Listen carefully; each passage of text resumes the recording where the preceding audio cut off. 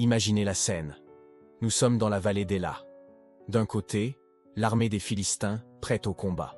De l'autre, l'armée d'Israël, paralysée par la peur. Pourquoi? Parce que chaque matin depuis 40 jours, un champion sort des rangs philistins. Il ne s'agit pas d'un soldat ordinaire. Son nom est Goliath de Gath. Il est immense, un véritable géant, vêtu d'une armure de bronze qui pèse une fortune et armé d'une lance dont la pointe seule est plus lourde qu'un homme normal ne pourrait soulever. Sa voix résonne dans toute la vallée. Chaque jour, il hurle le même défi. Pourquoi sortir pour vous ranger en bataille? Choisissez un homme et qu'il descende contre moi. S'il peut me battre, nous serons vos esclaves. Mais si je le vains, vous serez nos esclaves et vous nous servirez. Puis, il se moque. Il insulte l'armée d'Israël, et plus grave encore, il insulte leur Dieu. Personne n'ose bouger. Pas un seul soldat, pas même le roi Saül, n'a le courage de relever le défi. La peur a totalement pris le contrôle du camp israélite. Pendant ce temps, loin du champ de bataille, dans la tranquillité des pâturages de Bethléem, un jeune berger s'occupe de son troupeau. Son nom est David. Il est le plus jeune de 8 frères. Il n'est pas un soldat, il n'a pas l'expérience du combat. Son quotidien, c'est de protéger ses brebis des prédateurs, de jouer de la harpe et de prier. Un jour, son père, Isaïe, l'envoie sur le front. Pas pour se battre, non. Sa mission est simple. Apporter de la nourriture et des provisions à ses 3 frères aînés qui sont dans l'armée, et rapporter des nouvelles. David arrive au camp au moment même où l'armée prend position, et il entend le cri de guerre. Mais il entend aussi autre chose. Il entend la voix tonitruante de Goliath, lançant ses insultes habituelles. Il voit les soldats israélites, des hommes aguerris, reculer de peur. Mais là où les autres ressentent de la terreur, David, lui, ressent tout autre chose. Une indignation profonde, une sainte colère. Il ne peut pas supporter qu'un homme, quel qu'il soit, ose défier les armées du Dieu vivant de cette manière. Il se tourne vers les soldats et demande « Que fera-t-on pour l'homme qui abattra ce Philistin et qui ôtera la honte d'Israël » Qui est donc ce Philistin, cet incirconcis, pour insulter les armées du Dieu vivant? Ces paroles sont remplies d'une conviction qui détonne complètement avec l'atmosphère de peur ambiante. Son frère aîné, Eliab, l'entend et se met en colère contre lui, l'accusant d'être arrogant et d'être venu seulement pour voir la bataille. Mais David n'est pas découragé. Il continue de poser ses questions, son esprit déjà tourné vers une solution. La nouvelle de l'audace de ce jeune homme se propage rapidement dans le camp et finit par atteindre les oreilles du roi Saül. Intrigué, le roi le fait venir. Imaginez la scène. Le roi, grand et puissant, mais rongé par la peur, face à ce jeune berger, plein d'une assurance désarmante. Sans hésiter, David déclare au roi que personne ne perde courage à cause de ce Philistin. Ton serviteur ira se battre contre lui. Saül est sceptique, et on peut le comprendre. Il regarde David et lui dit « Tu ne peux pas aller contre ce Philistin pour te battre avec lui, car tu n'es qu'un enfant, et il est un homme de guerre depuis sa jeunesse. » Saül ne voit que les apparences, la jeunesse de David contre l'expérience de Goliath, la fragilité contre la force brute. C'est une analyse logique, humaine. Mais David ne voit pas les choses de la même manière. Sa réponse est l'un des passages les plus puissants de cette histoire. Il ne parle pas de sa propre force. Il parle de la fidélité de Dieu. Il raconte à Saül « Ton serviteur faisait paître les brebis de son père. Et quand un lion ou un ours venait en enlever une du troupeau, je courais après lui, je le frappais et j'arrachais la brebis de sa gueule.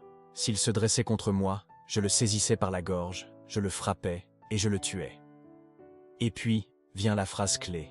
« L'Éternel, qui m'a délivré de la griffe du lion et de la patte de l'ours, me délivrera aussi de la main de ce Philistin. » David ne base pas sa confiance sur ses propres capacités, mais sur ses expériences passées avec Dieu. Chaque victoire contre un prédateur n'était pas juste un acte de bravoure. C'était une preuve de la protection divine. Il a appris à faire confiance à Dieu dans les petites batailles, ce qui lui donne la foi pour affronter la plus grande de toutes. Convaincu ou peut-être à court d'options, Saül cède. « Va, et que l'Éternel soit avec toi, » dit-il. Puis, il tente d'équiper David à sa manière. Il lui donne sa propre armure, son casque de bronze, son épée. Mais quand David essaie de marcher avec, il est gêné. Ce n'est pas son équipement. Ce n'est pas sa façon de se battre. Il n'a pas été formé pour cela. Alors, il enlève tout. « Je ne peux pas marcher avec cette armure, je n'y suis pas habitué. » David choisit de faire confiance à ce qu'il connaît, aux outils que Dieu lui a déjà permis de maîtriser. Il se dirige vers un torrent, choisit 5 pierres lisses, les met dans son sac de berger, prend sa fronde à la main et s'avance vers le Philistin. Pas d'armure, pas d'épée, juste un bâton, une fronde et 5 pierres. Du point de vue humain, c'est une folie suicidaire. Mais du point de vue de la foi, c'est un acte de confiance absolue. Goliath voit ce jeune berger s'approcher et il éclate de rire. C'est une insulte pour lui. « Suis-je un chien pour que tu viennes à moi avec des bâtons » crie-t-il. Il maudit David par ses dieux et lui promet de donner sa chair aux oiseaux du ciel. Il voit un enfant, un bâton, et il est aveuglé par son propre orgueil et sa force. Mais la réponse de David est une déclaration de foi qui devrait résonner en chacun de nous. Il ne répond pas à l'insulte par l'insulte. Il proclame la vérité. Tu marches contre moi avec l'épée, la lance et le javelot, et moi, je marche contre toi au nom de l'Éternel des armées, le Dieu des armées d'Israël, que tu as insulté. Aujourd'hui, l'Éternel te livrera entre mes mains, et toute la terre saura qu'Israël a un Dieu. Et toute cette assemblée saura que ce n'est ni par l'épée ni par la lance que l'Éternel sauve. Car la victoire appartient à l'Éternel, et il vous livre entre nos mains. David ne se concentre pas sur la taille du géant devant lui, mais sur la grandeur du Dieu qui est avec lui. Le combat commence. Goliath s'avance, lourd et menaçant. Mais David court à sa rencontre. Il ne recule pas. La pierre siffle dans l'air et s'enfonce dans le front du géant. L'impensable se produit. Goliath, le colosse invincible, s'effondre, le visage contre terre. Le silence est total, puis il est brisé par les cris de joie de l'armée d'Israël. Voyant leur champion tomber, les Philistins paniquent et s'enfuient. Les Israélites, qui tremblèrent de peur quelques instants auparavant, se lancent à leur poursuite, remplis d'un courage nouveau. La victoire est totale, écrasante. David, lui, ne s'attribue aucun mérite. Il sait que cette victoire vient de Dieu seul. Il a simplement été l'instrument de la puissance divine. Alors, quel est le message pour nous aujourd'hui? Nous avons tous des Goliaths dans nos vies. Ce peut être une maladie, des difficultés financières, une relation brisée, une addiction, ou simplement une peur qui nous paralyse. Ces problèmes peuvent nous sembler immenses, invincibles, tout comme Goliath l'était pour l'armée d'Israël. L'histoire de David nous enseigne à changer notre perspective. Au lieu de nous focaliser sur la taille de notre géant, focalisons-nous sur la grandeur de notre Dieu. Rappelons-nous des victoires passées, des moments où Dieu nous a déjà aidés, même dans de petites choses. Ces lions et ces ours de notre passé sont notre terrain d'entraînement pour les Goliaths d'aujourd'hui. Elle nous apprend aussi à utiliser les dons et les outils que nous avons.